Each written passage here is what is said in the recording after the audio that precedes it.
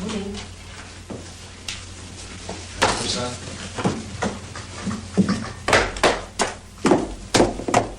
There's no need to be anxious, Mrs. Brown. Plain cooking is what Mr. Churchill likes. Roasts, simple steaks and soles. Oh, do remember, clear soup for him and thick for the rest of us. Yes, Horace? Mr. Clark. Oh, yes, thank you. I'll always try to give you as much notice as I get myself. How many for lunch today, madam? 5, maybe 6. You'll be all right with you? It's just for the first day. Well, there's nothing in there that... No, madam, that's all right. Take the book with you, if you like. Oh, thank you, Mrs. Churchill. Mama, Parker's been wounded. I found her lying in the road. Look at her shoulder.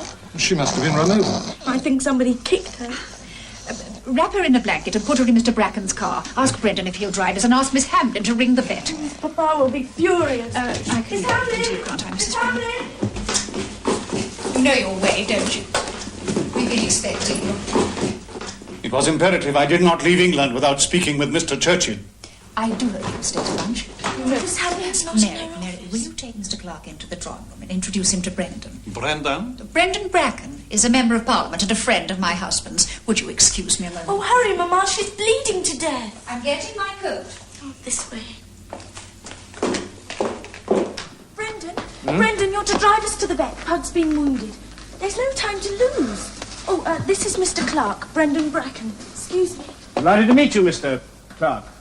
A friend of the family, I understand. Just around to hold the coats. Foreign office rang through about you. Brendan! Must go. Emergency. Coming, Mary! It'd be that letter I wrote to Lloyd George in 1915 about munitions. Can't do that. Would like to do that.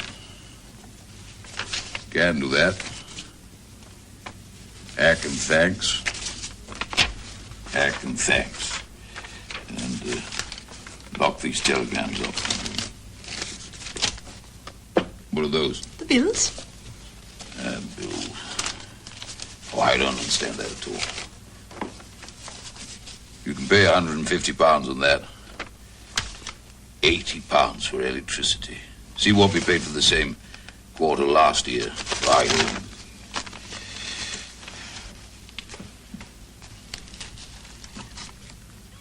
Miss Sarah sent a note. Tell Sawyers to run my bath.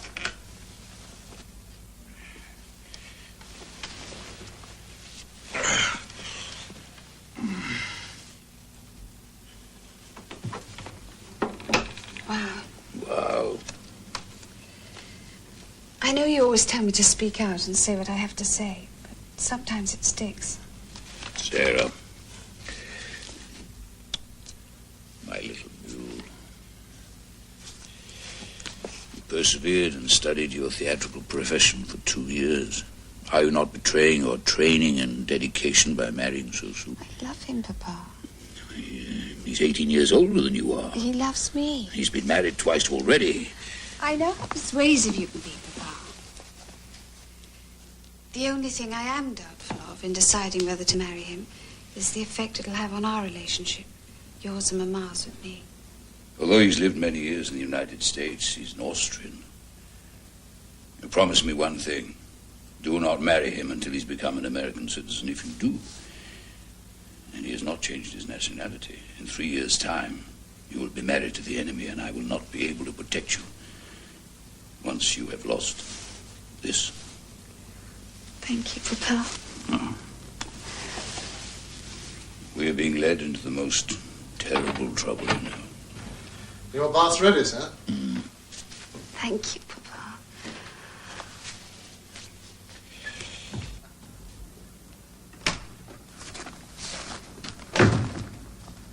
General von Brendorf, I'm glad to see you.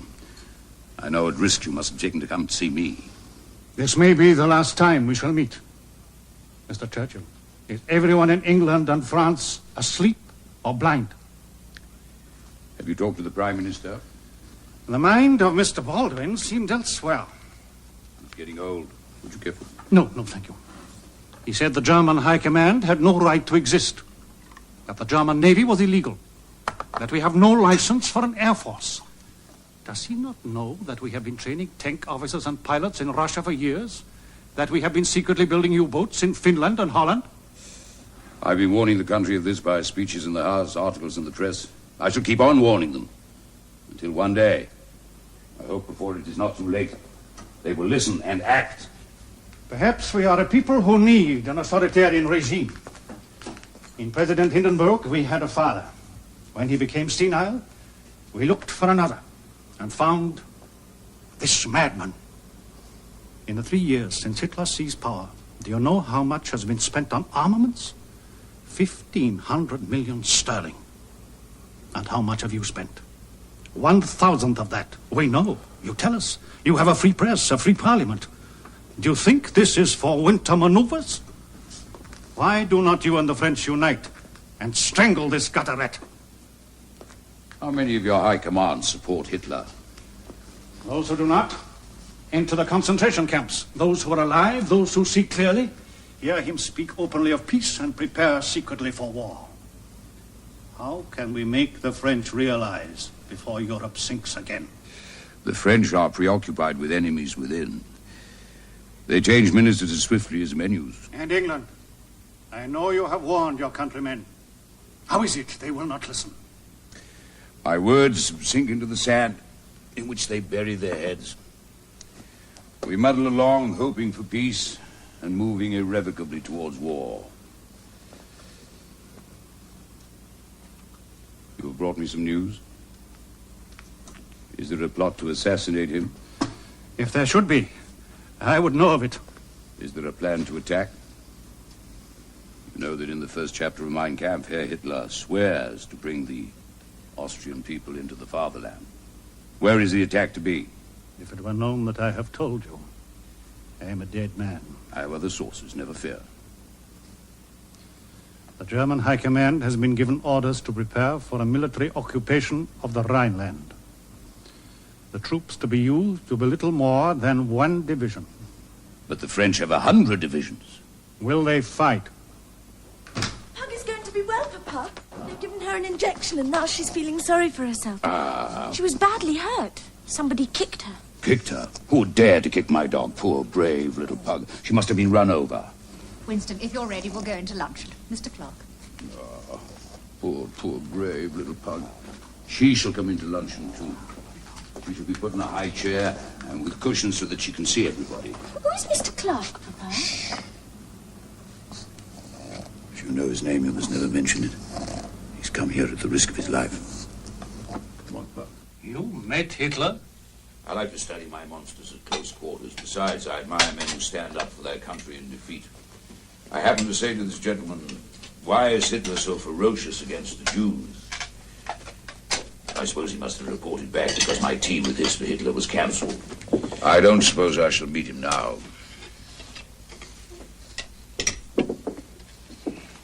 Mr. Churchill, what do you think of the mood of the French? Will they fight? Je ne sais pas. Will you fight? That is a question for the Prime Minister. What do you think of your Stanley Baldwin? What do I think of the Prime Minister? Once upon a time, Mr. Baldwin was wiser than he is now. He used to take my advice. If the German Chancellor wanted to march into the Rhineland, after all, he was only walking into his own back garden. How should we feel if we'd been kept out of Yorkshire for 15 years? I told the French Foreign Minister when I saw him that if there's one chance in 100 that war would result because Herr Hitler had occupied the Rhineland, I cannot commit Great Britain. Mr. Churchill? In these last fluid years, French foreign ministers, and Monsieur Flandin among them, have been content to find in British pacifism an excuse for their own. What do they have to fear? The French army is the largest in the world, and pacifist to the core. As we go to and fro in this peaceful country, with its decent, ordinary people going about their business under free institutions with fair play and tolerance in their laws and customs, it is startling and fearful to realize that only a few hours away, great wheels are revolving, remorseless hammers are descending night and day in Germany. Does the House realize that the equivalent of 1,500 million pounds have been spent on armaments in the Third Reich in the last year? Submarines have been built secretly. The most warlike and, in many ways, the most efficient people in Europe are becoming welded into a tremendous fighting machine. This march into the Rhineland is but a step, a stage. If we do nothing, who will it be next? Austria, Czechoslovakia, Poland? Unless we take warning and build up defenses of every kind, we ourselves may someday be the victims. Last chapter of the book of the prophet Jeremiah. Order! Prime Minister. When the right honourable gentleman speaks in this debate, or other debates, the House always crowds in to hear him. It listens and admires. It laughs when he would have it laugh. It trembles when he would have it tremble. But it remains unconvinced, and in the end, it votes against him.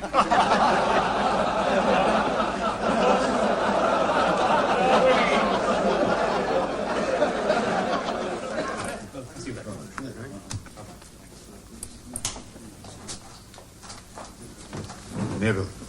Prime Minister, if at long last you have decided to set up this new ministry for the coordination of defence, who will you appoint? I had intended offering it to Ramsay MacDonald. Too old. To Anthony Eden, everyone is old. The First Lord feels there is only one man for the job, Winston Churchill. And I agree. Surely appointing Churchill would alarm those elements in France who've regarded his exclusion from government as a pledge against militarism. Hitler wouldn't like it either. Well, we must get nearer to Germany. Prime Minister, you refused the invitation to meet Hitler. How can we get nearer to Germany? Well, I don't know. You're Foreign Secretary. That's your job. Anyway, we discussed foreign policy at the cabinet meeting. With Mussolini using poison gas in Abyssinia and Hitler growing in strength, bringing Winston in would make the country realize that we are prepared to stand up to these people who threaten us. I wish you wouldn't put it like that. I prefer to regard us as the only defenders of liberty left in a world of fascists and Bolsheviks. Churchill has been so outspoken against Hitler and Mussolini. He would surely seriously embarrass your foreign policy. But the question is, could we afford to have Winston in the cabinet? No one would be allowed to say anything. If he came in, Neville, you might have a struggle for the leadership when I retire. We will think on. Now, to important matters. With the French supplying planes to the Madrid government and Germany and Italy supporting General Franco, are we to remain neutral? Yes, for the time being. Now to His Majesty. When I dined with the King last week, it surprised me to see a divorced woman and an American in that sitting beside him. Now, he seems to be seeing a great deal of this woman. How serious is this, Mrs. Simpson? I felt it wise so far to disregard any of the gossip. I see they've appointed Inskip Minister for Defence at a salary of 5,000 per year. It's taken them time. Baldwin had to find a man of inferior ability to himself. That Herculean task required task. You owe me 4 shillings and 6pence so far. I can't afford it. Jenny, don't worry about next month's bills. I've 2 articles coming out. Do we really need John, Arthur and William in the garden? When we build those waterfalls, we'll need strong men to handle that Welsh granite. The contractor will need less. My darling, labor. This is not the Palace of Versailles. We might even have to sell this house. Sell Chartwell? My dear Clemmy, my publishers promised me a most generous advance in my history of the English-speaking peoples. could drink beer for lunch instead of champagne. Huh? A shorter holiday in the south of France. 40 and 20 to say. No casinos. Do you know how much you spent on silk underwear last year? £80. And those. I have it. We'll take 3 morning newspapers instead of 4. I should have followed your advice in the days of my prosperity. That's the end of our economy discussion. Virtually all our income comes from your writing. And the highest paid journalist in Great Britain, not even Bernard Shaw, gets more. 4 names. He spends less. Don't worry, Clemmy. Tomorrow I shall lay a golden egg. Beaverbrook has asked for a series of articles. I hope your articles won't take sides on this issue. Did you see it? Sarah sent it from New York. The King is touring off the Dalmatian coast with the Duff Coopers and Mrs. Simpson. Will you speak to him privately? If he wishes so, but the initiative must come from him. I've had several conversations with Mr. Baldwin over the question of abdication. Your Majesty, there must be no question of abdication.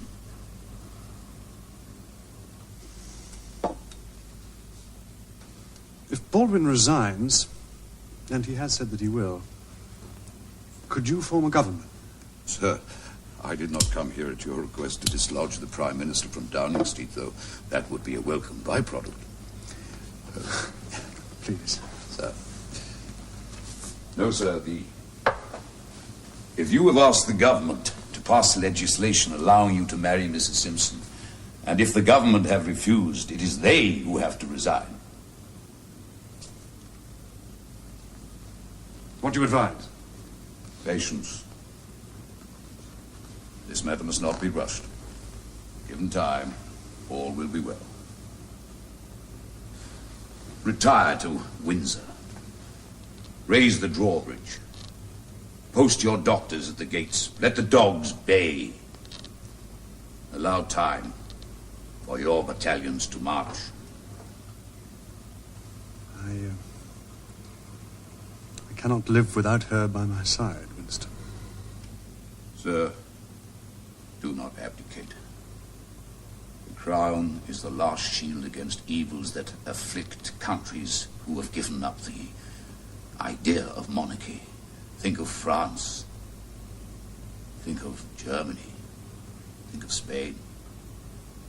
The hereditary King of England cannot be allowed to be at the mercy of politicians trimming their doctrines on the varying hour. Your throne is 1,000 years old. Your scepter is our memory. He had a following, but he did not choose to win over the people in power. I'm afraid I sympathize with him. You're wrong here. He can't marry an American divorcee who's about to be divorced for the 2nd time. Cannot marry until after the divorce is final. That will take time. After the coronation, when this has gone down the corridors of oblivion, the question of marriage could be raised again. Consider the wider issues, what's happening outside Britain. Don't let yourself be distracted by people who are using you. Awfully good.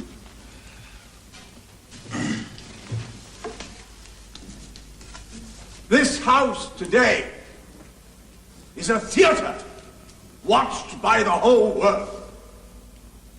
Let us conduct ourselves with that dignity which His Majesty is showing in this hour of trial. I plead for time and patience. Let no word be spoken that the utterer of that word may regret in days to come. We have, as the guardians of democracy in this little island, to see that we do our work to maintain the integrity of that democracy and of the monarchy. Mr. Mr. Churchill.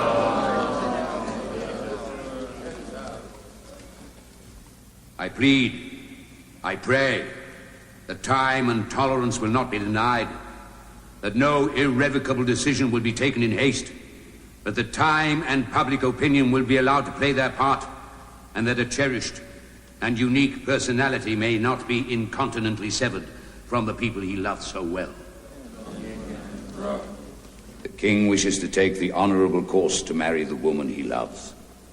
Why should he not? The bishops have given tongue to their ill nature, forgetting that the churches stand for charity.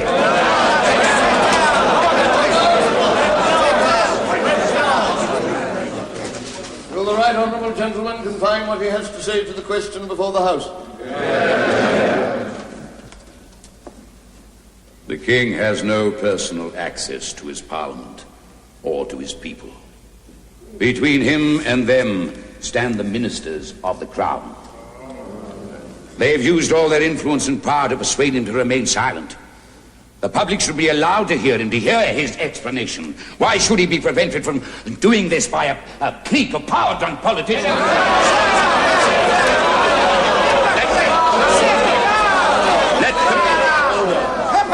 Let the ministers be careful. Let them show loyal and Christian patience, even at some political embarrassment to themselves.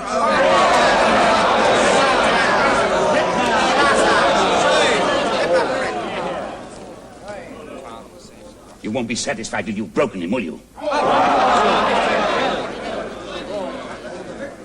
Mr. Attlee. Mr. Speaker, in view of the serious and important occasion, I would ask you if it would not be desirable to suspend the sitting until, say, 6 o'clock, in order that members may give it due consideration.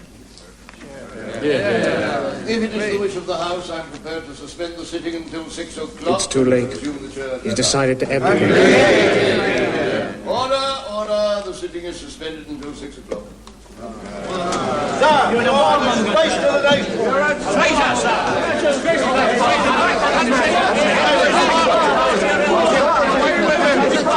I now quit altogether public affairs, and I lay down my burden. It may be some time before I return to my native land, but I shall always follow the fortunes of the British race and empire with profound interest. And if, at any time in the future, I can be found of service to His Majesty in a private station, I shall not fail. And now, we all have a new king. I wish him and you, his people, happiness and prosperity with all my heart. God bless you all. God save the king.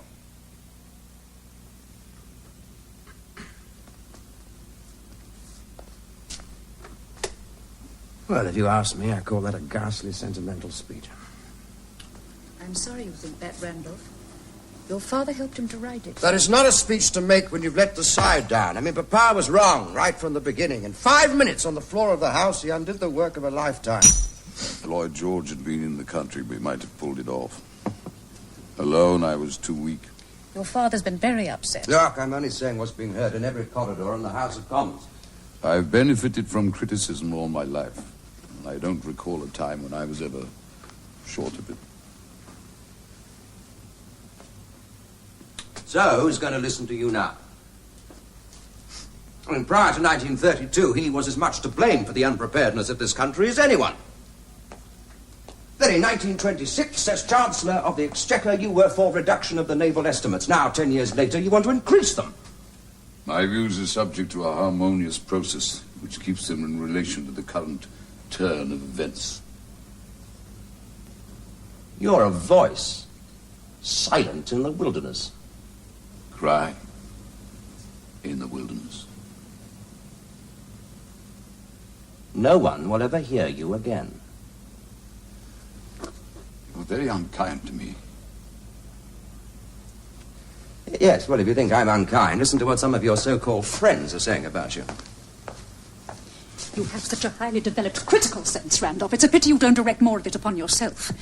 Instead of idly entertaining yourself arguing with your father, why don't you prepare yourself for contesting your constituency? Your father's in enough trouble from Conservative Central Office without your repeated standing as an independent. Myra! And I assure you, your failure in that role is no consolation.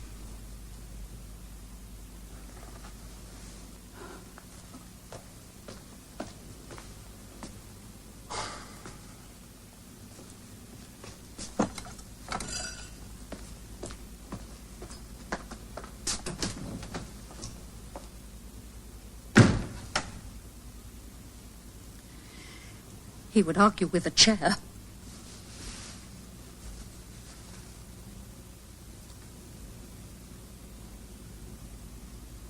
You told me I was wrong. Scarcely anything that I believed in to be permanent and vital has lasted.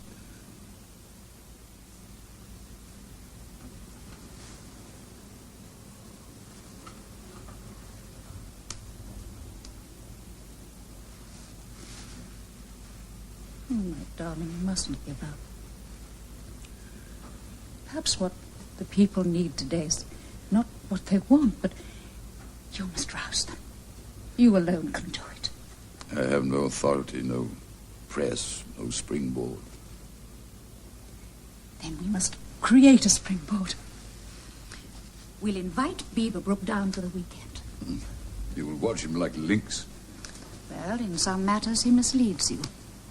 Overrules your strong principles.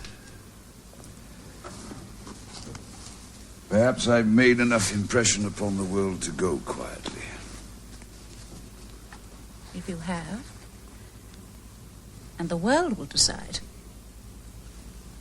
then you can settle down, write your books, paint your pictures.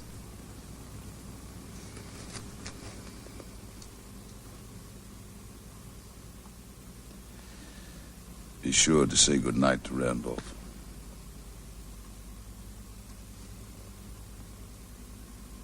Let not the sun go down upon our wrath. Lord Beaverbrook's here, sir.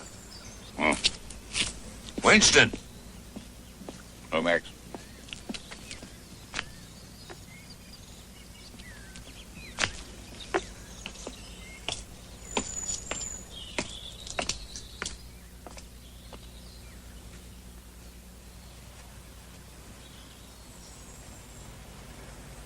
He used to say a day away from Shotwell was a day wasted.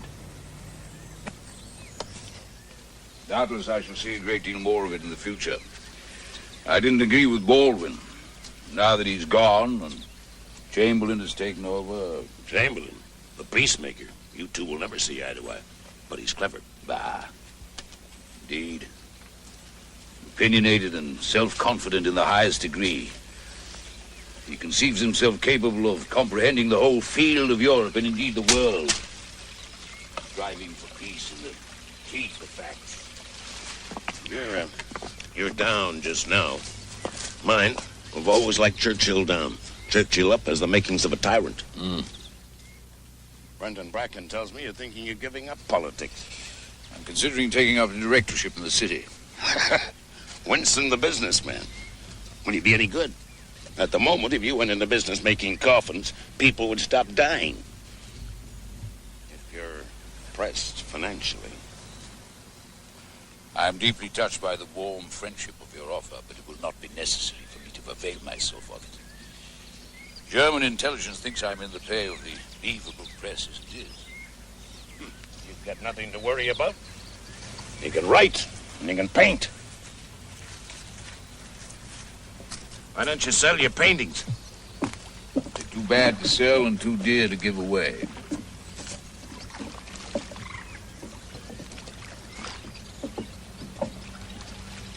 Company for the swans.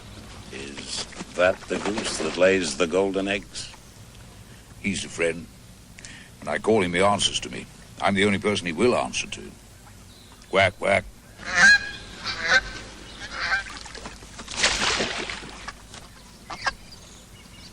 Just remember, you made most of your reputation out of office. The tide will turn. All will be well. Quack, quack.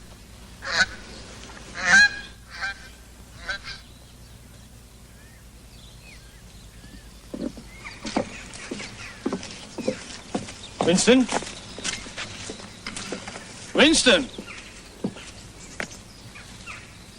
Where is he going? Marching on to defeats of his own making. Where is he? A lost cause.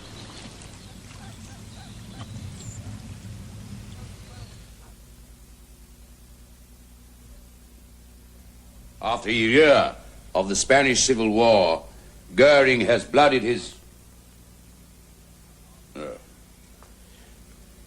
After a year of the Spanish Civil War, Goering has blooded his young Luftwaffe pilots.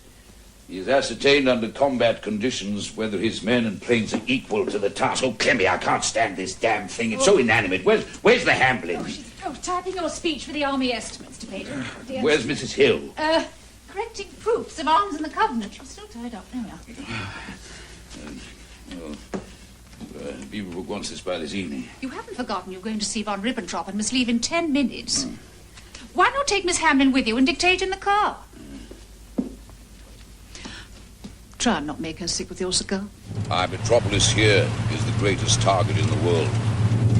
Like some kind of tremendous, fat, valuable cow tied up to attract the beasts of prey.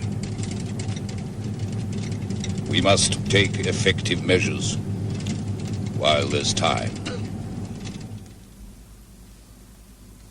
May I offer you whiskey and soda? I will join you. I have wanted the opportunity of a private talk. You are an important statesman in the eyes of Europe. I'm only an ordinary member of Parliament. Well, Mr. Churchill, you know I asked to be the ambassador to Britain, to strive for an Anglo-German alliance. The Führer is determined that your country and ours should reach a greater understanding. Your health.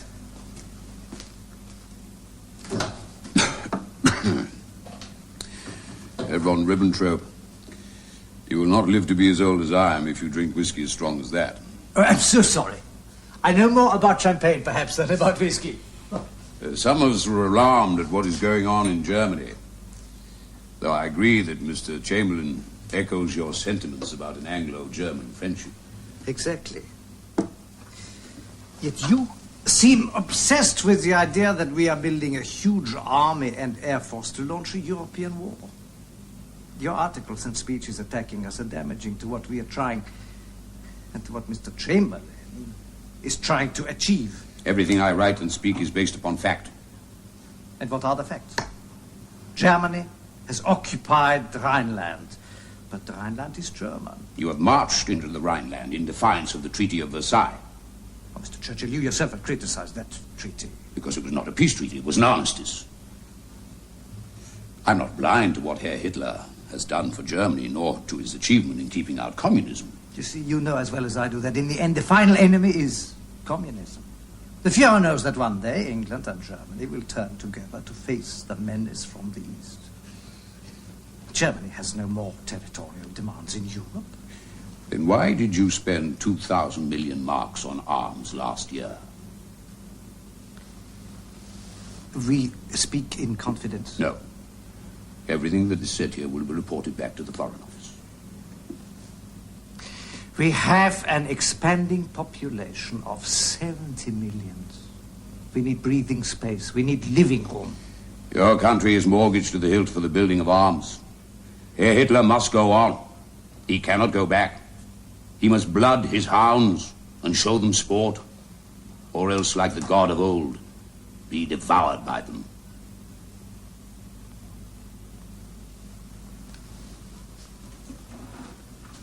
We want no territorial gains here or here. Nor here. Germany does not threaten Austria. although the regime there is unpopular with the majority of its people. Doubtless Herr Hitler will take a vote before contemplating an unsolicited solution. If a plebiscite were taken, Austria would vote for union with the fatherland. We in this country are somewhat skeptical of plebiscites taken by the Third Reich. Mr. Churchill, Germany has no aggressive intentions towards Austria, therefore there's no problem here.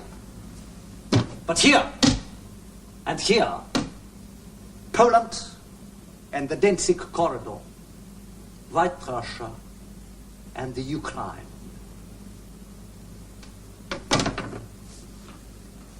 For the future life of the German Reich, we hourly fear the Bolshevik invasion from Russia.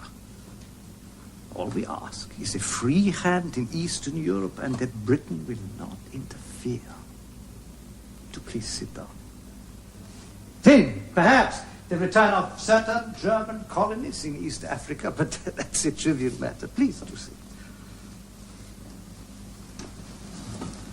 We will repel this evil monster of communism and stand guard for the British Empire and all its greatness. Ambassador, we hate communism as much as you do. But no British government could so disinterest itself in the fortunes of the continent as to allow Germany to dominate Central and Eastern Europe. Of that much I can assure you. In that case, war is inevitable. The Führer is resolved. Nothing will stop him. War is a hard school, Ambassador. But the British, when compelled to go there, prove attentive pupils. They know that in war they will suffer terrible wounds, which is why they try to remain at peace. The Führer wishes that England and Germany shall preserve their friendship. A great responsibility lies on the shoulders of those who would spoil it.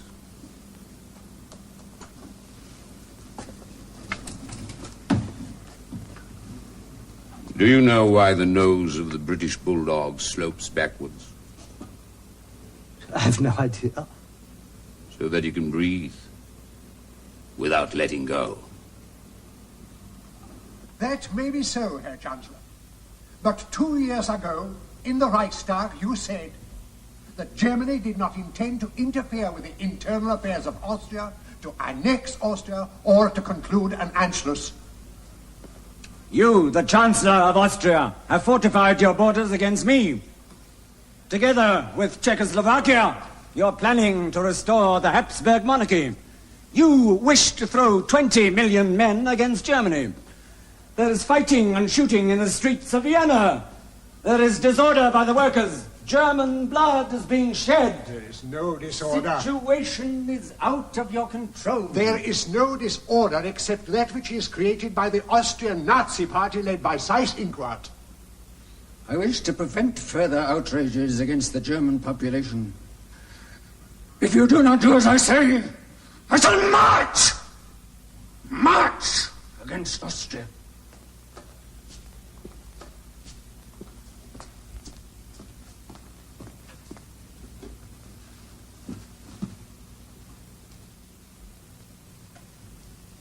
I will obtain the necessary information of the Austrian defenses on the German frontier and put a stop to them immediately. Do you believe you can hold me up for half an hour? Naturally, I realize you can march into Austria whether we wish it or not. But that would mean the shedding of blood. It could mean general war. Why, do you believe anybody will hinder me? Italy, with Mussolini, I have complete understanding. England will not lift a finger for Austria. And France, 2 years ago, when I marched into the Rhineland with a handful of battalions, I risked a great deal. But now it is too late. What is it you wish, Herr Chancellor? Would you please excuse me, Herr Doctor?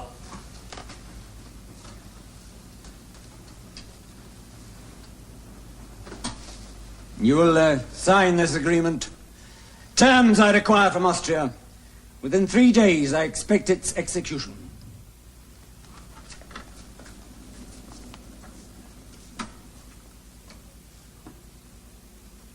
This is the very last chance. Heil Hitler!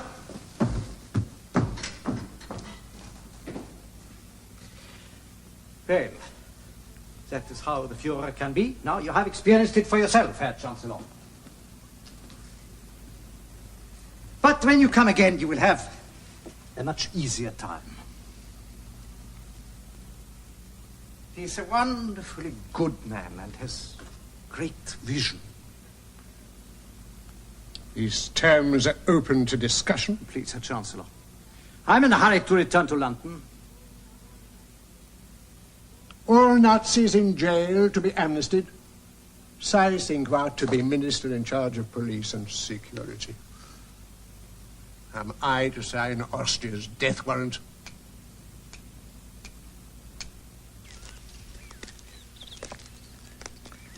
The Soviet government is increasingly alarmed at the developing situation in Europe. With the Nazis' conquest of Austria, we believe that Czechoslovakia is now in grave peril. Doubtless that will be the next target. Indeed, Herr Hitler publicly and loudly menaces her with attack. Quite so. Yesterday, the French chargé d'affaires called on the Soviet foreign minister in Moscow and asked what we would do if Germany attacked Czechoslovakia. And his answer? He asked what the French would do. The French have a direct obligation to Czechoslovakia. Our obligation is dependent upon the action of the French. Why do you come to me?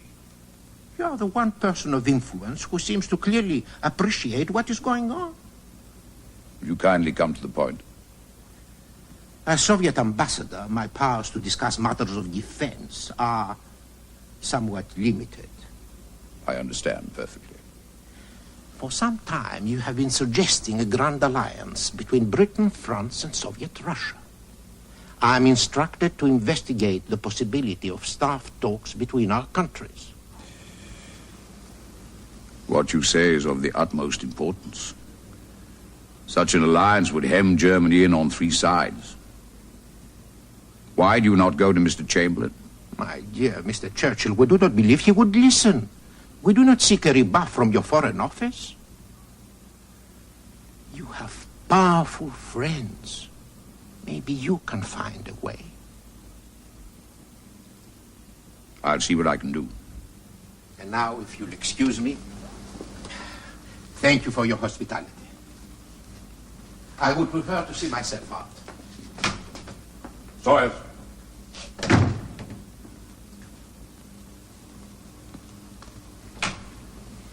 My darling, the vicar's here. You told him you'd speak at his harvest festival, Fate, something not too political. Shall I tell him to come in? Not now. What did Mr. Maisky want? A grand alliance between us, France, and Russia.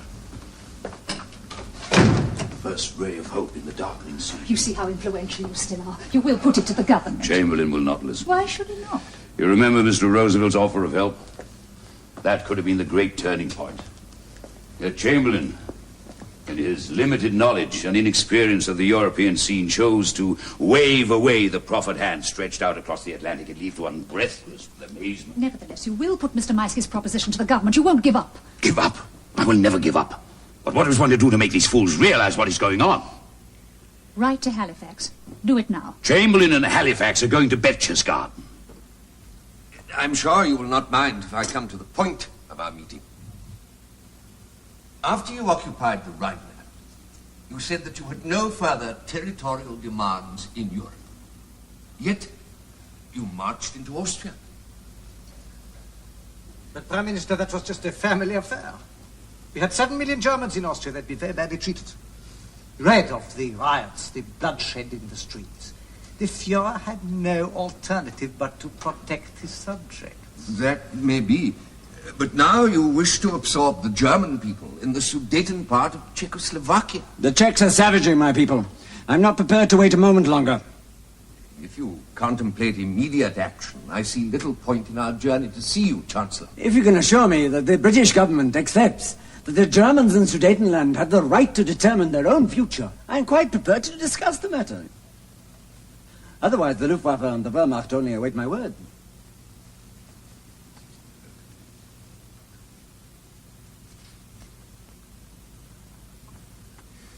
I can make no agreement without consultation. We could break off now and commence these consultations and meet you again, but how is the situation to be held in the meantime?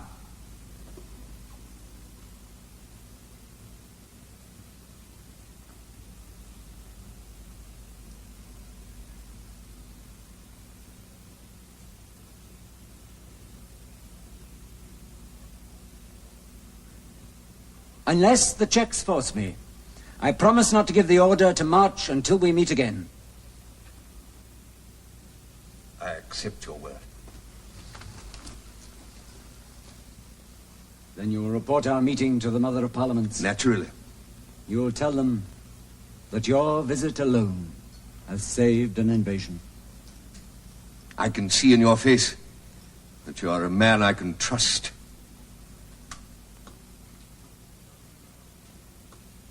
"3 months ago, in company with the Foreign Secretary, Mr. Neville Chamberlain went 3 times to see that haunted, morbid being in Germany." Hitler. What? Hitler, shorter. Oh, I see. In spite of all their efforts at peacemaking, Czechoslovakia has been partitioned. 25 German divisions are now free to threaten the Western democracies. The belief that throwing a small state to the wolves as a sop is a calamitous decision. The Prime Minister had to choose between war and shame. He chose shame, and he will get war, too. Our loyal, brave people should know the truth. We have sustained a total and unmitigated defeat without a war. For 5 years, I have watched this famous island descending the staircase which leads to a dark gulf.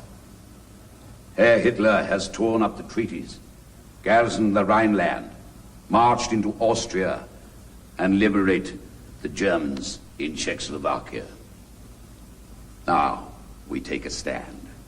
Here is decision at last, taken at the worst possible moment. We made a treaty with Poland, guaranteeing her frontiers. How can we guarantee Poland except through Russia, when only 3 days ago Russia concluded a non-aggression pact with Germany? At last, Britain and France declare themselves ready to stake their lives upon the territorial integrity of Poland. Here, on the least satisfactory ground, the 2 Western democracies take a stand. Before the harvest is in, we shall be at war. I'm speaking to you from the cabinet room at 10 Downing Street. This morning, the British ambassador in Berlin handed the German government a final note stating that unless we heard from them by 11 o'clock, that they were prepared at once to withdraw their troops from Poland, a state of war would exist between us. I have to tell you now that no such undertaking has been received, and that consequently this country is at war with Germany. And now, may God bless you all and preserve the right. For it is evil things that we shall be fighting against. Brute force, bad faith, injustice, oppression, and persecution. And against these things, I am certain that the right will prevail. That is the end of the Prime Minister's statement. Please stand by for the important government announcements, which, as the Prime Minister has said, will follow almost immediately. That is the end of the announcement. Yes, well, I mean, there's the guilty man, and behind him the others, Halifax, Simon, Samuel Hoare. No time to talk like that. Chamberlain is not the man to stand up to Hitler. It fell upon Mr. Chamberlain in one of the supreme crises of the world to be contradicted by events to be deceived and cheated by an evil and wicked man. And why in God's name didn't he listen to you during these past years? Because he had hope. Of what? Of peace, the most noble instinct of man. Telephone, sir. I'll take him in bed. What will you do, Randolph? Oh, I shall join my regiment. I'll join the WAF. Wonder what Diana will do. Oh, she'll do some war work, I suppose. We shall all be doing war work. What's that? Oh, that's an air raid warning.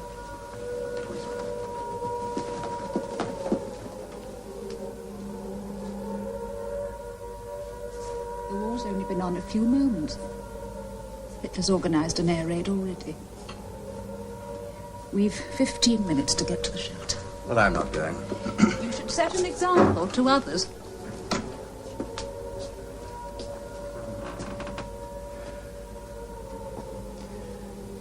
They've given me a job again. I am First Lord of the Admiralty.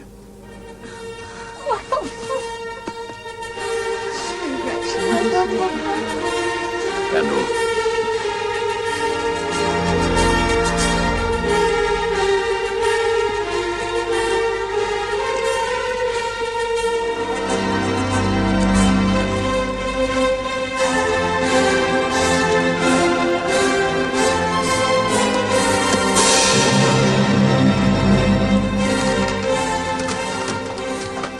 Good morning, First Lord. Good morning. Your name? Thompson, sir. Thompson. Good morning. Good morning. This way, sir. I remember.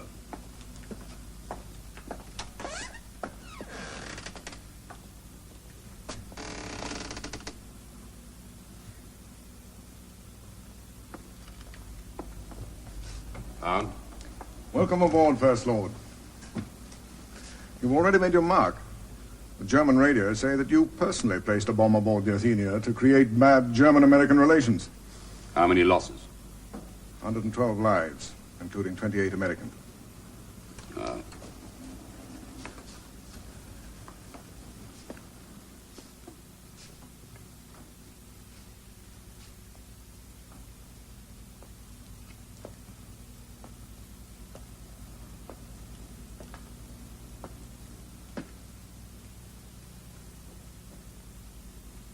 Once again, we must fight for life and honor against all the might and fury of the valiant, disciplined, and ruthless German race.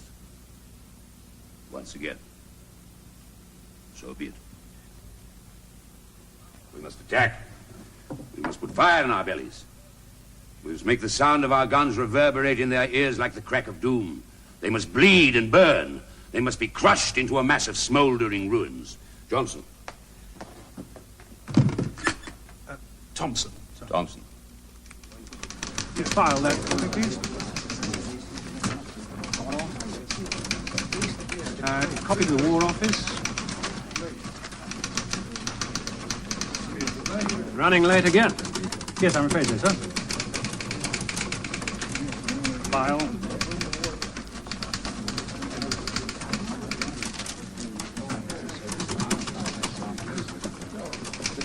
You can tell him from me that he can't send that message to the French until the Foreign Secretary's been shown a draft.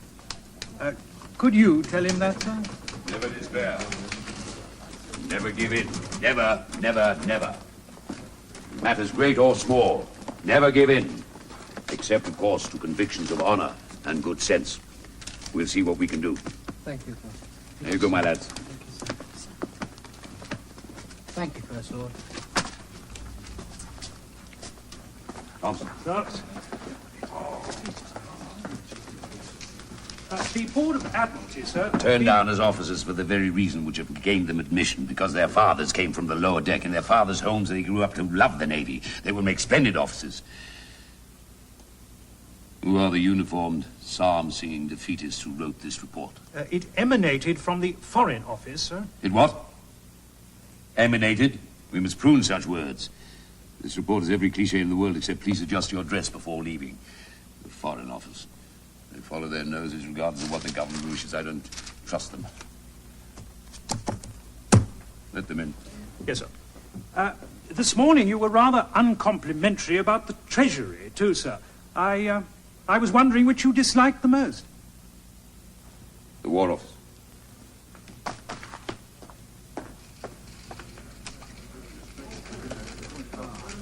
Gentlemen?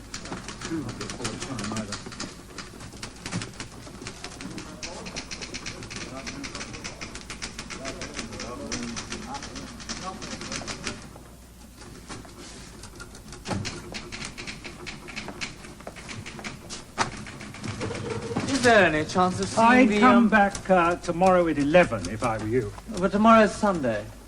6 days shalt thou labour, and the 7th day is the first Lord's Day, when thou dost double.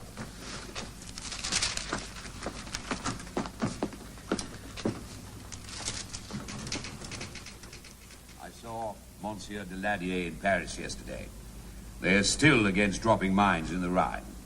5 months after the outbreak of war, they're still afraid of reprisals. They say their factories are unprotected and that their air force will not be ready to meet German retaliation until June. Let us hope that Hitler's plans are in accord with this. The Air Ministry have similar problems. They're not allowed to drop bombs on Germany. Good, decent, civilized people, it seems, are not allowed to strike till they themselves have been struck dead. Do not be unkind to the enemy. You might make him angry. Now, what's next? The question of the Southern Irish ports is next on the agenda. Denial of these ports reduces the destroyer cover we can offer to Atlantic convoys. Now, it'd be a simple matter to go in and take the ports. Illegal force is the very thing we are fighting against. I will not take this to the Cabinet under any circumstances. It is on the agenda because I wanted a report on the number of U-boats being suckered in Irish creeks. Where is that report? A report was requested last week, First Lord. Last week? Last week? Pray let me have it tomorrow morning, on 1 page. Now, gentlemen, the mining of Norwegian inshore waters. Millions of tons of Swedish iron ore, vital to the German war machine, is still being carried through Norwegian territorial waters to Germany. Quite. I've put it to the Cabinet that depriving Germany of this iron would be equivalent to a major victory in the field. We are not given permission to lay mines. The Foreign Office objects. The Foreign Office. Norway and Sweden are neutral. And so is Ireland. Yes. But there is a difference between invading Ireland and laying mines off Norway. Germany has no qualms about violating Norwegian territorial waters. Yes, but from a political point of view... A political point of view has nothing to do with you, Admiral. It would be a far safer world if admirals and generals and cobblers stuck to their lasts. Yes, First Lord. As I was saying, from a political point of view, Norway has much to lose from us by denying her bauxite. We could bring her entire industry to a standstill. We have been discussing this operation since last September. We have had the objections of the Board of Trade, the Ministry of Supply, and the Economic Departments. Then one has to face the Chiefs of Staff and the Cabinet. When all this has been smoothed out, the French have to be consulted, and the consciences of the Dominion squared. And all the time, one knows victory will never be found by taking the line of least resistance, and that trying to wage war by committee is fatuous. Fatuous! Next. No. We shall have to mine those waters. We shall have to. I will take it to the Cabinet once again.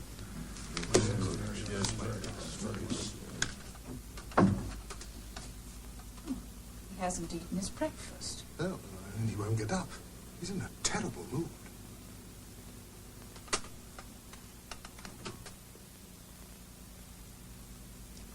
Wow. Wow.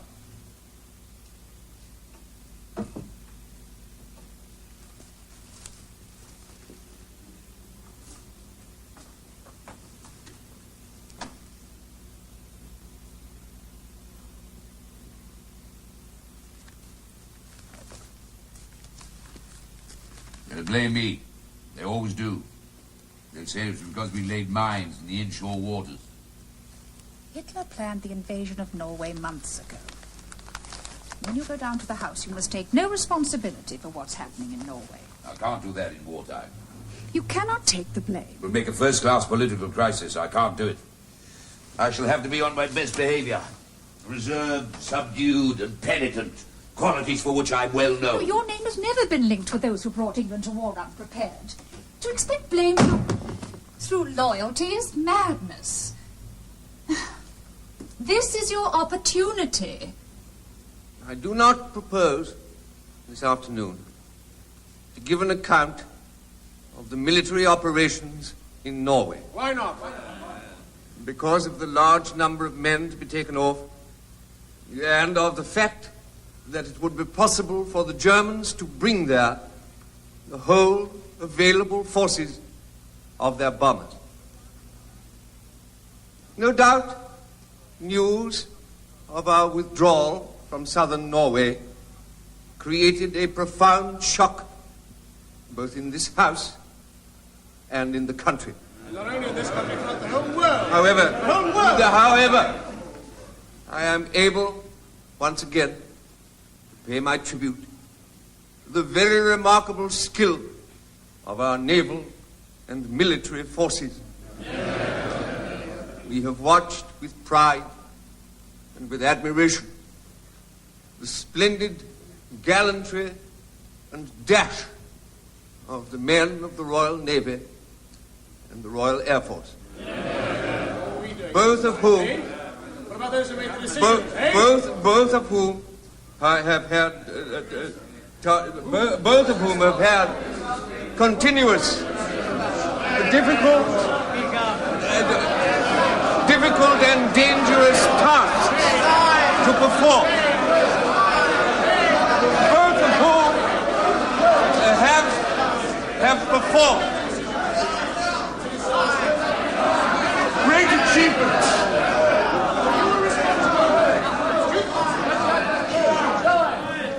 Mr. Attlee. Mr. Speaker, I'm not satisfied, despite what the Prime Minister has said, that the present War Cabinet is an efficient instrument for conducting the war. I say there is widespread feeling in the country, not that we shall lose the war, but that to win it, we want different men at the helm than those who have led us into it. Mr. Lloyd George. I intervene, Mr. Speaker, only to say that I do not think the First Lord was entirely responsible for all the things that have happened in Norway. I take full responsibility for anything done by the Admiralty and my full share of the burden. The right honourable gentleman must not allow himself to be converted into an air raid shelter to keep the splinters from hitting his colleagues. The Prime Minister has met this formidable foe of ours in peace and war, and he has always been worsted. The worst thing the Prime Minister did was to meet Hitler and let him see him. Hitler knew then that he would never be a man who would wage war.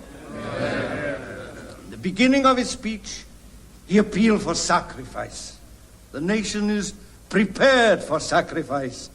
I say solemnly that the Prime Minister should give an example, because there is nothing which can contribute more to victory in this war than he should sacrifice the seals of office.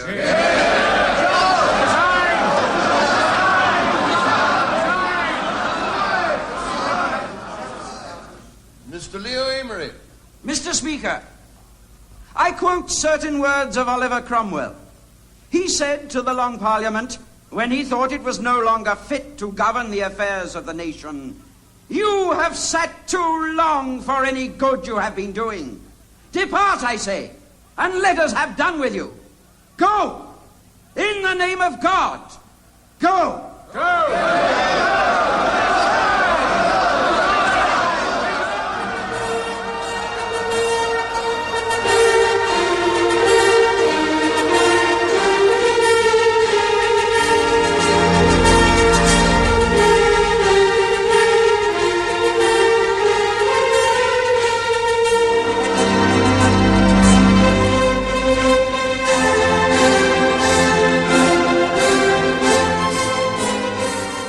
I felt as if I were walking with destiny, and that all my past life had been but a preparation for this hour and for this trial.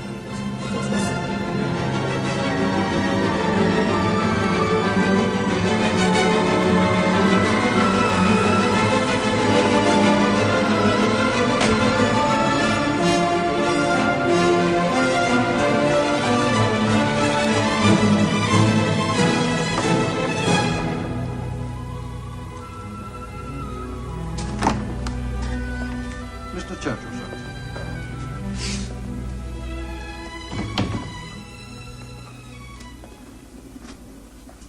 Your Majesty. Good evening, Mr. Churchill. Please sit down. Thank you, sir.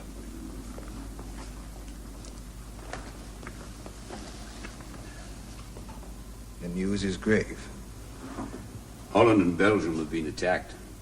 An avalanche of fire and steel has swept across their frontiers. In a matter of hours, the Germans will be in France. I expect you don't know why I've sent for you. Sir, I couldn't possibly imagine why. I want you to form a government. Your Majesty, I will form the strongest possible government that will stand by our country in its hour of peril. In the event of an invasion of England, Mr. Churchill, my family and I would prefer to remain here. In such circumstances, I might come near departing from my usual constitutional rectitude and disregard the advice of my Prime Minister. Sir, in the event of an invasion, I will take a rifle to the sentry box at the end of Downing Street and shoot it out until there's no more ammunition. I do not forget that you have always been a good friend to my family. May God strengthen your arm. I know your burden. Your Majesty's loyal and devoted servant.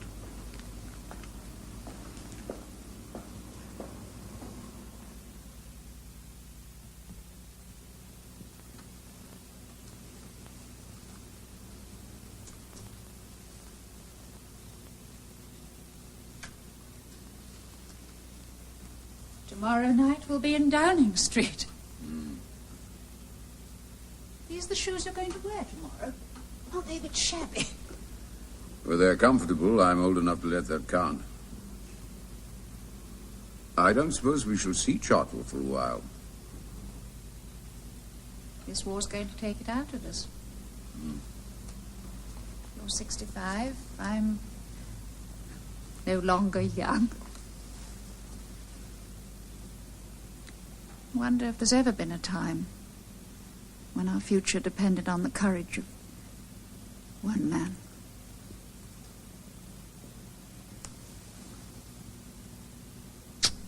Good night. Good night.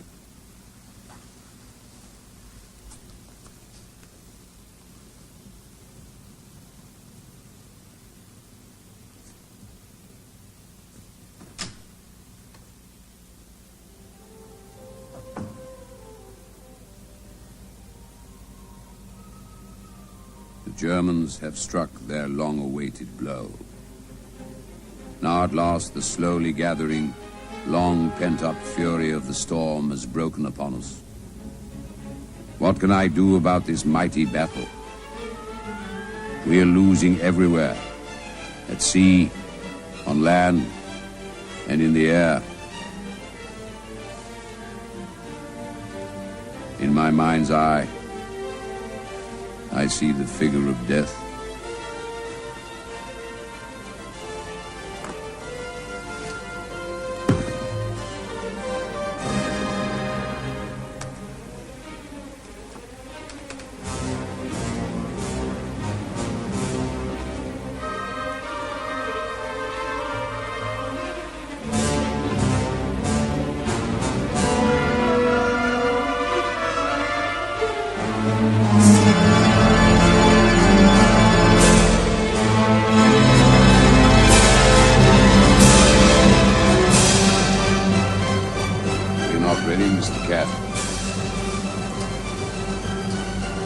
Come for us.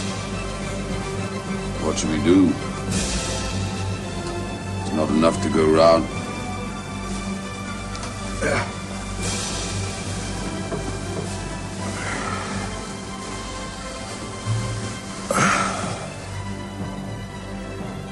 Pray God, they're not too late.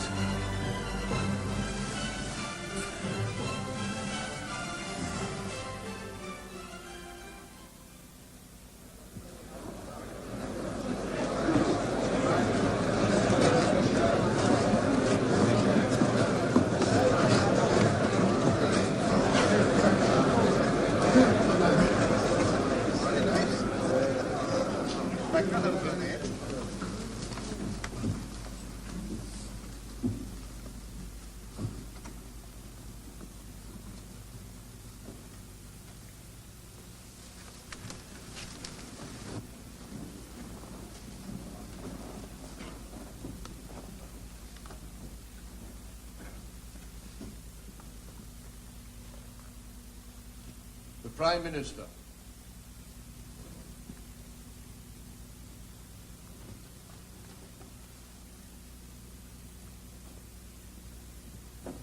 I speak to you as Prime Minister for the first time in a solemn hour for the life of our country, of our empire, of our allies, and above all, of the cause of freedom.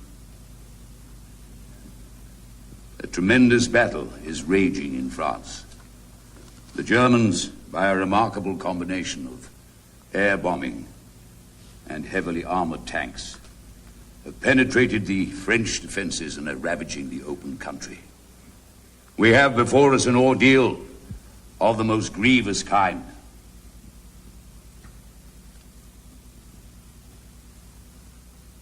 I will say to the House, I have nothing to offer but blood, toil, tears, and sweat. You will ask, what is our policy?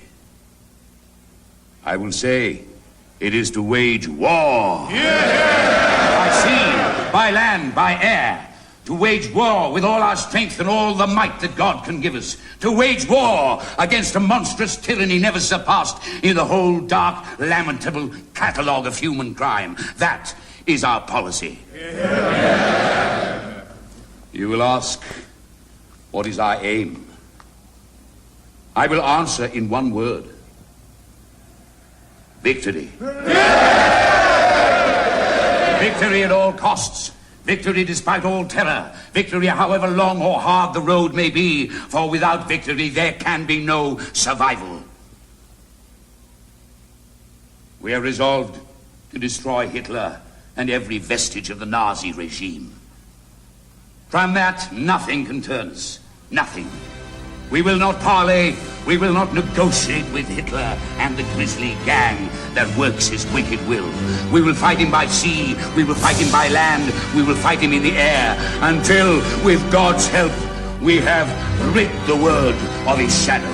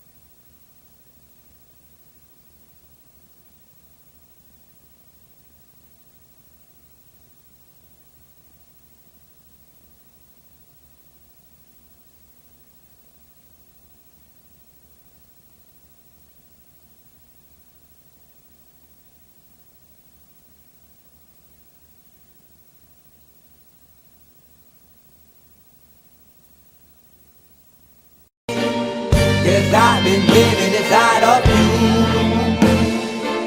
But I guess this time I set me free. And there's nothing that you can do. I hope you can see. I can't seem to keep people around me. Cause I'm scared that they might know the truth all about me. Then they might doubt me. There's no other route. I wanted to shout, but it's too late now cause I'm drowning. Got two-faced like I'm a clown, man. Life is too great, no, it's astounding. I'm in good shape, ma, but you know that I'm drowning. Like a cup in a cage. I can't cope with this hopelessness. Though I try to be open and go with it, but I'm soaking in the pain like the wind never stop flowing in. As I'm floating in a glowing river through a golden gate, trying to motivate. Yeah, I do my fucking best, but there's two voices in my head, I just can't. I just fucking can't. Cause I've been living inside of you. But I guess this time I set me free. And there's nothing that you can do. I hope you can see me. Cause I've been living inside of you. But I guess this time I set me free. And there's nothing that you can do. I hope you can see. Baby, what you wanting like this? You be fine, trust me, just in time to get along. No, leave me alone. Why, yes, can you see that you are alone, big? We're now sitting in our own throne, big. We need nobody, can you see it through? But it's not you who I should be listening to. Guess what, big? Nobody fucking needed you. No, ain't nobody fucking needed me. Yeah, they never needed us. They were the nail Jesus up. There's no fucking happen that they don't believe in us. But they my friend, I'm the only one that you can trust. Yeah, god damn it, you an idiot. Go online, be a slave for the media. And you forgot what your father said. Are you serious? Look at yourself, big. You fucking idiots. Cause I've been living inside of you. But I guess this time I set me free. Oh, I love you. I love there's nothing that you can do. But the guy is always, I see. I know you can see. Can you see me, baby? There's no one else. Cause I've been living inside of you. You have to accept it. But I guess this time I set me free.